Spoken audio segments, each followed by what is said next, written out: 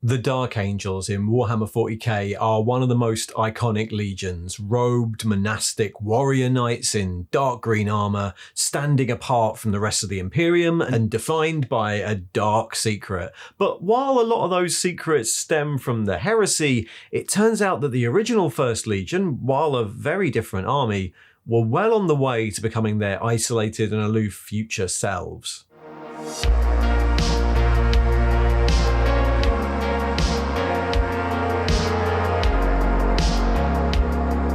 Hiya, welcome to Heresy 101. In this little series, I'm going to go through the background for each of the Space Marine legions of the Horus Heresy. I'll take a look where they are at the start of the Heresy and how they got there, what happens to them during the Heresy, and how that differs from the 40k chapters that we know. And before I start, this video contains spoilers for the Horus Heresy Black Books and the Black Library novel series.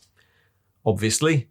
By the time of the Heresy, the First Legion, the Dark Angels, were known, famed, and feared across the Imperium, having been at the forefront of the Great Crusade and the Unification Wars before that for decades. But the Legion that entered the Heresy had recently been reforged. After years crusading without their Primarch, their star was starting to dip, and the discovery of Lionel Johnson on the world of Caliban forced them to reconsider what they'd become. The First Legion were literally that, the First Legion, the prototype in many ways for what the rest of the Legiones Astartes would become, and developed, trained, tested, and unleashed during the Emperor's unification wars on Terra, while the genetics for the rest of the legions were still being developed. At the time, Terra was years away from being united under the rule of the Emperor. The Primarchs, the superhuman generals and genetic baseline for the legions, had been stolen away and scattered throughout the galaxy, but the Emperor still had enough genetic material to put the legions into production, and the gene seed of the first Primarch was known to be the most stable, so as the nascent Imperium fought some of its most climactic battles on Terra, the first Astartes warriors joined the rest of the Emperor's armies.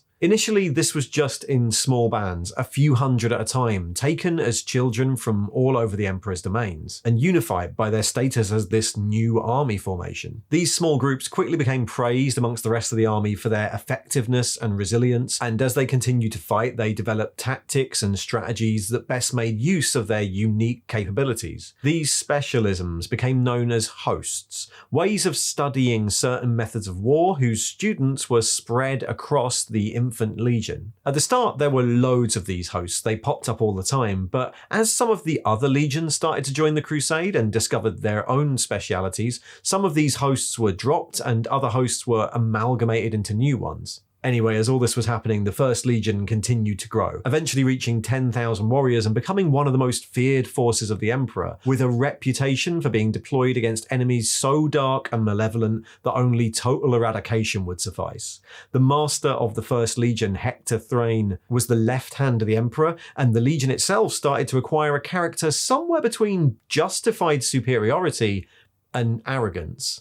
They were the only one of the Emperor's forces that could be deployed against certain enemies that would lay low any of the other armies of unity. They often fought alone, but when they fought with other armies, they were treated with a mixture of respect and terror. They were the first of the Astartes to be superstitiously referred to as the Angels of Death, a brutally efficient weapon hidden behind the pageantry of the Imperial army. As if that wasn't enough, they were given access to some of the most prohibited weaponry of Old Night, gene phages and rad waves that had been locked away in the Emperor's vaults lest anyone else use them. And with these, they were let loose across the solar system alone to exterminate alien threats. When the time came for the Great Crusade to start and for the legions to leave the light of Terra, the First Legion were gifted some of the oldest and most advanced ships, a fleet of them where other legions were gifted just a handful. During this time of the early Great Crusade, the First Legion was the largest and most experienced of those Astartes forces, larger even than the legions who'd already been reunited with their Primarch, like the Lunar Wolves. They spearheaded the crusade against the worst Xenos humanity encountered, fighting wars against enemies so horrific that every detail of them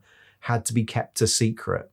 But as the crusade carried on, their star started to wane. The hosts of the hexagrammaton and the smaller orders that had arisen in the First Legion to deal with even more specific doctrines started to become quite fixed rather than the fluid organizations they were before. defined by traditions that their successes started to justify. Other legions started to catch up with them, and not only in size but in ability and in battle honours. And though these other legions fought using doctrines that were originally developed by the First Legion, their rediscovered Primarchs didn't see the Angels of Death as the respected mentors that they clearly thought they were. They started to become prideful, aloof, even reckless, seen by the others as grim death seekers, their forces spread across the galaxy, searching for the most fearsome foes to defeat. And it's at this point, with half of the Primarchs already discovered, that a 5th Legion recon expedition came across the forested death world of Caliban, and the first Primarch, Lion L. Johnson. Caliban was a world plagued by warp-touched monsters, and which had developed a culture of monastic knightly organisations, formed to hunt down the monsters and defend the population. The greatest of these was called the Order, and it had discovered Johnson in the forests as a child. Shortly before discovery, Johnson had risen alongside his mentor Luther to become head of the Order, and by the time the Crusade got to Caliban, the Order had eclipsed all the other knightly organisations and almost completed its task of purging the monsters from Caliban. There had been resistance to that idea, other orders arguing that the monsters defined their culture, but these arguments were ignored. The Lion turned out to be a stoic, determined figure with little time for niceties or diplomacy. There was no great celebration period when he was discovered, only a grim determination to rid the galaxy of, well, just a new set of monsters. But even though he took command of his legion faster than any other Primarch had, the First Legion was no simple army. At this point, it was an institution of the Imperium, and it took years before he could gather his forces to him and formally be sworn in on the Legion stronghold of Gramir. When he was, he redubbed his legion. "We are the Angels of Darkness, for in us there is no peace, no end but war and death. We shall not walk in the golden halls of mankind's future, but stand resolute in the shadows beyond. While we yet draw breath, this Imperium will not fall. We will not know defeat, for I pledge every warrior, every drop of blood in the Legion, in the name of victory, no matter the cost." And with that, the Dark Angels rejoined the Crusade, alongside a Primarch who shared, well, a lot of their previous convictions. There were changes. Aspects of the Calibanite orders were incorporated into the Legion's existing orders, and the old hexagrammaton, the mixture of hosts, were reformed into the 6 wings of the Dark Angels. The Lion had no time for fortress building or accolades, and shunned gatherings of his brothers. He was respected, but not well liked. Instead, he plunged his legion into wars of extermination against the alien, which culminated in the Rangdan Wars against the alien species known as the Rangda. While the first war had been little more than a skirmish in the legion's past, the second Rangdan War was prosecuted by forces from 9 legions led by the Dark Angels, and although the Rangda were pushed back, the First Legion was reduced to 1/10 of its original size. This coincided, though, with the first companies of recruits becoming ready from Caliban, and in a few years the character of the Legion changed when the third Rangdan War began, known as the Rangdan Xenocides. The old Angels of Death had been replaced by the more institutional and ritualized Calibanites. By the end of the Great Crusade, the Dark Angels had rebuilt their forces and were deployed on the fringes of the Imperium. They weren't present at the Triumph of Olenor, where the Emperor declared Horus the War Master, and when Johnson received the news, he barely paused in the campaigning. But once the heresy broke out, the Lion and the Dark Angels would finally return, with all the firepower of Old Night alongside them. So, at the start of the heresy, the Dark Angels are one of the larger legions, numbering around 180,000 legionnaires, but spread across the fringes of the galaxy. The legion broadly adhered to the Principia Bellicosa that all Legiones Astartes followed, though it still fielded a far greater number of specialist units equipped with Dark Age technology and esoteric weaponry than other legions did.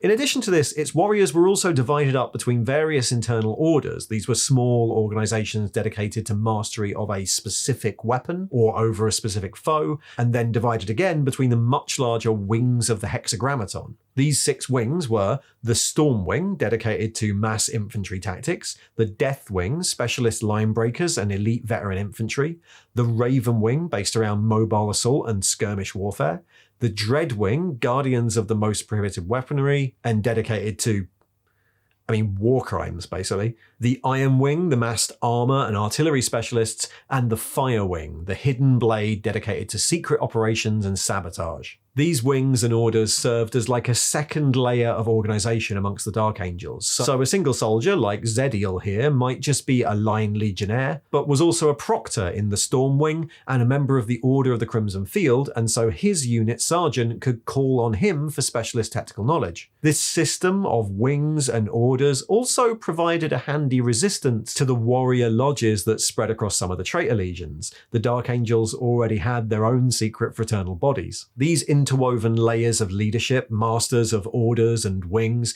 meant that the command structure of the Dark Angels was widely dispersed and pretty impenetrable to outsiders, which was how they liked it, and it allowed the Legion to retain a core of veteran knowledge even when they were split up into relatively small units, which happened very often. It was rare to see the Legion gathered in one place. Even the Lion only had about a third of the Legion under his direct command at the start of the heresy. When news came of the betrayal and the mission to Istvan, the scattered Dark Angels expeditions, knowing they'd never reach the system in time, dedicated themselves to prosecuting a war against any systems who declared for the Warmaster, and then running a guerrilla campaign against the slow traitor advance to Terra. As the heresy then rolled on, the main force of the Dark Angels Legion under the Lion would be stalled for years by the Night Lords in what became known as the thramas crusade far on the eastern fringes of the galaxy. What started as a campaign of mass battles turned into something much bloodier as the Night Lords reverted to hit-and-run tactics, rampaging across the eastern fringe and avoiding open battle until, frustrated,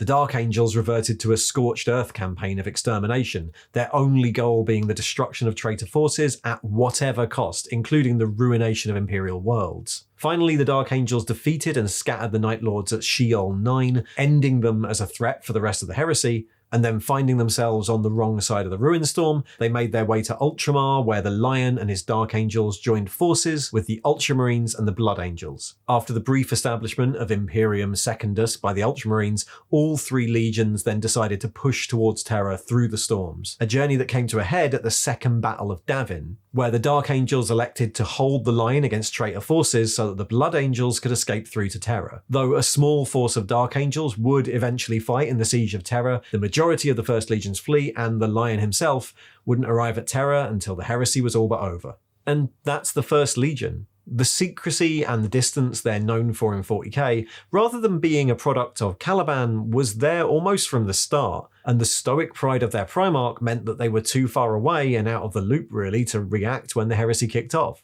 As the heresy came to a close, the ignored orders of Caliban would come back to bite them as Luther and a group of Terran and Calibanite Dark Angels, horrified by the changes the Imperium forced on their world, turned traitor too, and the Lion's response would all but destroy the planet. But if you're planning to play Dark Angels in the Horus Heresy, that's all still pretty far in the future. Thanks for watching. Okay, so if you'd like more Heresy info, then click on that thingy there to the right. The next Legion is probably coming up. And if you'd like to see these videos early or support the channel, there's a Patreon link below. See ya!